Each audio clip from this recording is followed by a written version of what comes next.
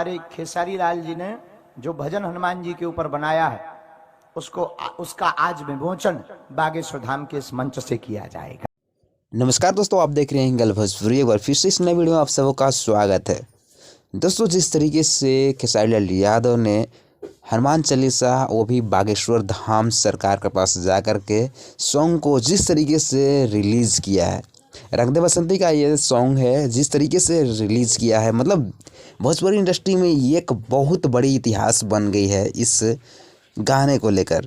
जी हाँ दोस्तों, मुझे नहीं लगता है कि और ऐसा कोई दोबारा शख्स कर पाएगा, क्योंकि इसके लिए बहुत बड़ी मतलब एक हिम्मत चाहिए, जिगरा चाहिए, जो कि मुझे खेसारी लाल यादव में दिखती है।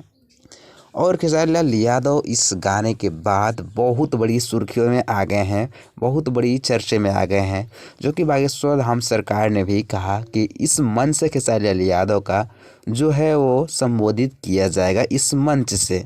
वैसे आपको क्या लगता है खेसारी लाल यादव अभी किस तरीके से सुर्खियों में बने हुए हैं? नीचे कमेंट में हमें ज़रूर बताइएगा। और ये गाना अभी मतलब इसकी लॉन्चिंग की गई है, कैसा लग रहा है ये पोस्टर, इस खेसारी लाल यादव का ये लुक, आप हमें ज़रूर बताइएगा नीचे। अभी तो ये सिर्फ सॉन्ग रिलीज़ हुआ है, अभी इस रंग दे बसंती का टीज़र आना बाकी है, फिल्म आना बाकी है।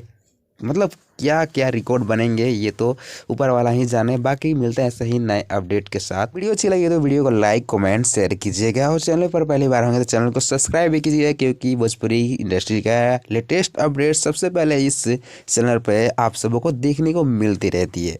मिलते हैं ऐसे ही नए अपडेट के साथ, तब तक के लिए जय भोजपुरी समाज।